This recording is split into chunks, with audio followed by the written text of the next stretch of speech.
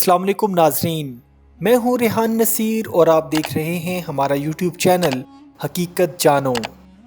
नाजरीन मोहतरम, दज्जाली फितना रुए ज़मीन पर बर्पा होने वाला सबसे बड़ा फितना होगा, जिसके बारे में हज़रत आदम अलैहिस्सलाम से लेकर नबी आखिरुज़्ज़मा हज़रत मोहम्मद सल्लल्लाहु अलैहि वसल्लम तक सब अंबिया कराम ने अपनी उम्मत को खबरदार किया।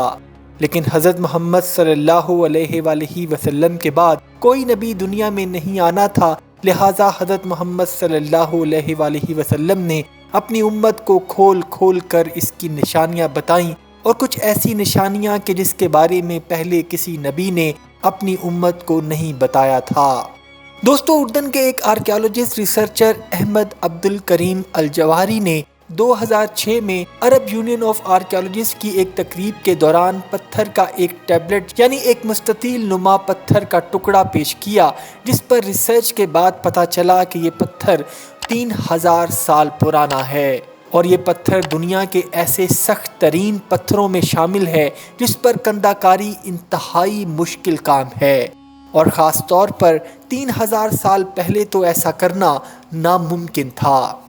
अहमद अब्दुल करीम अल जौहरी का दावा है कि ये पत्थर का टैबलेट कोई आम टैबलेट नहीं है। इस टैबलेट में जो कंदाकारी की गई है वो किसी इंसान के हाथ की नहीं बल्कि जिन्नात के ज़रिए की गई है, और इस टैबलेट पर दज्जाल की वाज़ेह तस्वीर भी मौजूद है।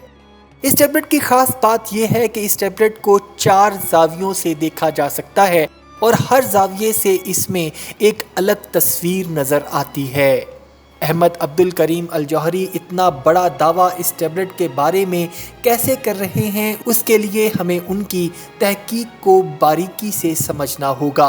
और दज्जाल की तस्वीर का मामला क्या है इस बारे में भी जानेंगे। लेकिन इससे पहले अगर आपने हमारे चैनल हकीकत जानो को सब्सक्राइब नहीं किया तो बराह करम सब्सक्राइब ज़रूर कर दीजिएगा, और साथ ही साथ बेल के निशान को भी दबा दीजिए ताकि ऐसी ही हकीकत से भरी वीडियोज़ का नोटिफिकेशन आपको मिलता रहे। नाज़रीन मोहतरम, उर्दन के आर्कियोलॉजिस्ट अहमद अब्दुल करीम अल जौहरी की तहकीक हकीकत में हैरान कर देने वाली है, क्योंकि जिस तरह से उन्होंने टैबलेट की तहकीक की है और पॉइंट्स को बयान किया है उनको अक्ल तस्लीम करती है, और दज्जाल से मुतल्लिक जो भी बयान किया गया वो अहादीस में बयान करदा अल्फाज से बहुत हद तक मेल खाता है, जो आपको हकीकत में सोचने पर मजबूर कर देगा।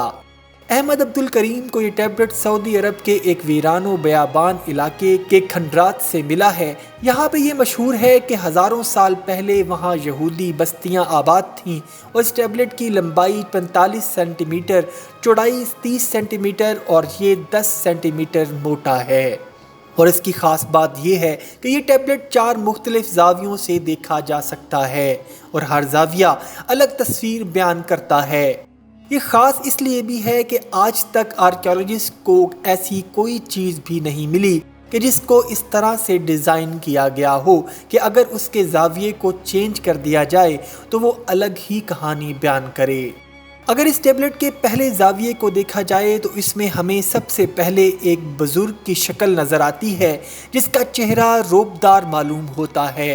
अहमद अब्दुल करीम अल जौहरी के मुताबिक ये हज़रत मूसा अलैहिस्सलाम की तस्वीर है, और मुमकिन है कि इसको हज़रत सुलेमान अलैहिस्सलाम के दौर में बनाया गया, क्योंकि हम सब जानते हैं कि अल्लाह ताला ने जिन्नात को हज़रत सुलेमान अलैहिस्सलाम के ताबे कर दिया था, जो उनके लिए बड़ी बड़ी तामीरात किया करते थे। और ये टैबलेट भी हज़रत सुलेमान अलैहिस्सलाम के हुक्म पर जिन्नात ने तैयार किया होगा, क्योंकि ये इंतहाई सख्त तरीन पत्थर पर बना है जिस पर नक्श निगारी की गई है, और नक्श निगारी का फ़न उस दौर में मौजूद ना था। ये भी हम लोग जानते हैं कि हज़रत मूसा अलैहिस्सलाम एक बहुत जलाली और रोबदार तबीयत के मालिक थे, और अपने इसी जलाल और रोब की वजह से आपने एक मिस्री को लड़ाई के दौरान कत्ल कर दिया।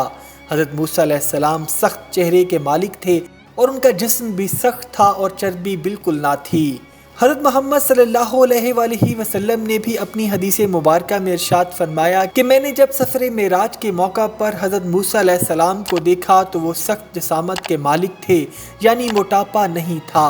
टैबलेट पे मौजूद इस शख्स के चेहरे पर कुछ लिखा भी हुआ है जो कदीम तरीन ज़ुबान के अंदर है, اور جو لکھا ہے اس کا مطلب یہ ہے کہ یہ شخص ایک عالم ہے اور اس شخص کی زبان کے اندر لکنت ہے، اور یہی نشانی حضرت موسیٰ علیہ السلام کی ہے کہ قرآن مجید سورہ طٰہٰ میں ارشاد ہوتا ہے کہ حضرت موسیٰ علیہ السلام اللہ سے دعا کیا کرتے تھے کہ اے اللہ میرے سینے کو کھول دے اور اس لکنت کو مجھ سے دور کر دے۔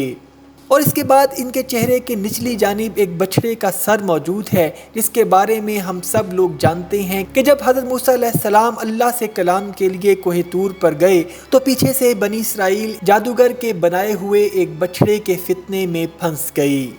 اس کے بعد اگر ہم اس ٹیبلٹ کو 180 ڈگری پر موڑ دیں تو ہمیں اس ٹیبلٹ کا دوسرا رخ نظر آتا ہے، اور اس زاویے میں ہمیں 4 تصویریں دیکھنے کو ملتی ہیں۔ ایک تصویر ایک ایسے شخص کی دیکھنے کو ملتی ہے جس کا صرف آدھا سر موجود ہے۔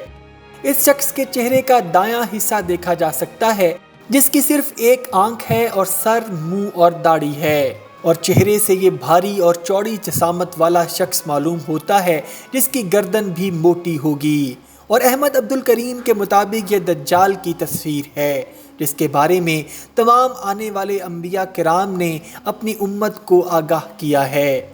آپ صلی اللہ علیہ وآلہ وسلم نے دجال کو ایک آنکھ والا بتایا کہ جس کی دائیں آنکھ لٹکے ہوئے انگور جیسی ہوگی جس پر ڈھلکا ہوا ماس چڑھا ہوگا۔ حضرت محمد صلی اللہ علیہ وآلہ وسلم نے کھول کھول کر اپنی امت کو اس کی نشانیاں بیان فرمائیں تاکہ ان کی امت اس فتنے کو پہچان سکے۔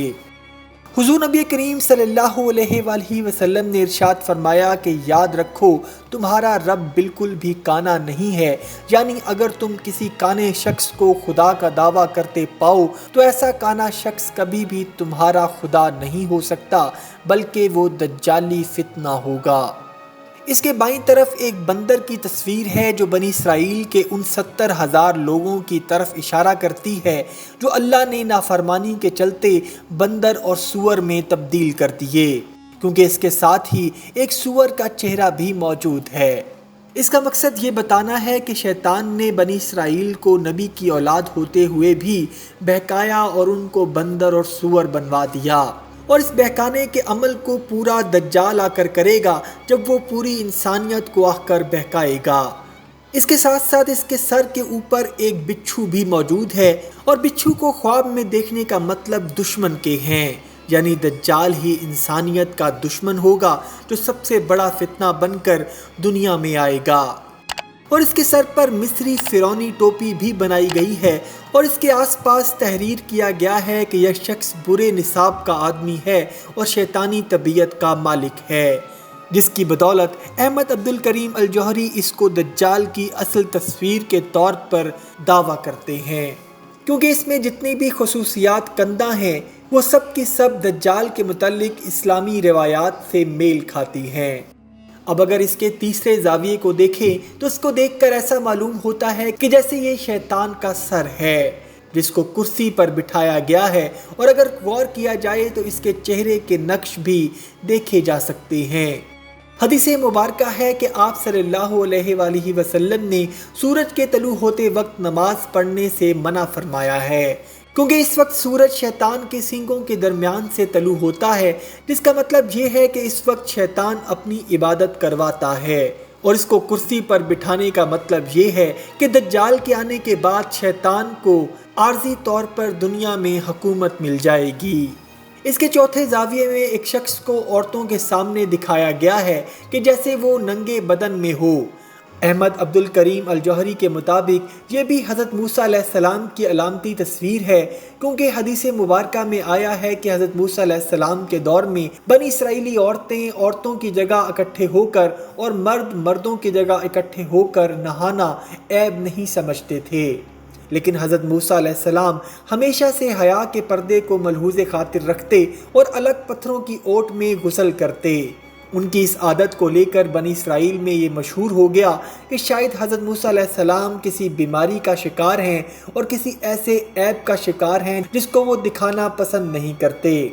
لیکن ایک روز جب وہ نہانے گئے اور اپنے کپڑے ایک پتھر پر رکھے تو وہ پتھر سرک گیا اور آپ اپنے کپڑوں کو پکڑنے کے لیے لپکے تو کچھ لوگوں نے آپ کو ننگے بدن میں دیکھ لیا۔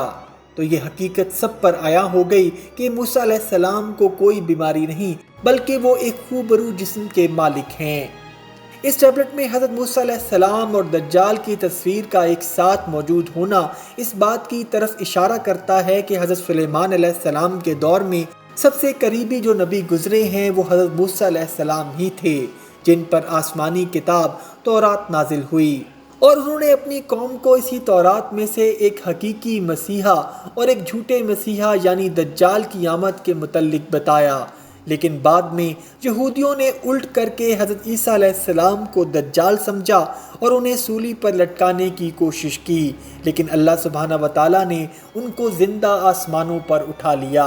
اور یہودی آج اپنے اصل مسیحا کا انتظار کر رہے ہیں جو حقیقت میں جھوٹا مسیحا یعنی دجال ہے۔ احمد عبدالکریم الجوہری کی باتوں اور ریسرچ پر سوالات اٹھانے کی گنجائش اپنی جگہ موجود ہے، لیکن اللہ اور ان کے آخری رسول نبی کریم صلی اللہ علیہ وآلہ وسلم نے دجال سے متعلق جو بھی آگاہی ہمیں دی ہے، یہ ریسرچ اس کے کافی حد تک قریب ترین ضرور ہے اور انسان کو سوچنے پر مجبور کر دیتی ہے۔ ناظرین محترم، آپ کی اس بارے میں کیا رائے ہے ہمیں کمنٹ سیکشن میں ضرور بتائیے گا۔ امید کرتا ہوں دوستو آج کی ویڈیو آپ کو پسند آئی ہوگی۔ اگر ویڈیو پسند آئی ہے تو ویڈیو کو لائک، شیئر اور کمنٹ سیکشن میں اپنی رائے کا اظہار ضرور کر دیجیے گا، اور جاتے جاتے چینل کو سبسکرائب کر کے ہماری حوصلہ افزائی بھی کر دیجیے۔ اپنا اور اپنے گھر والوں کا بہت سا خیال رکھیے گا۔ وما علینا الا البلاغ المبین۔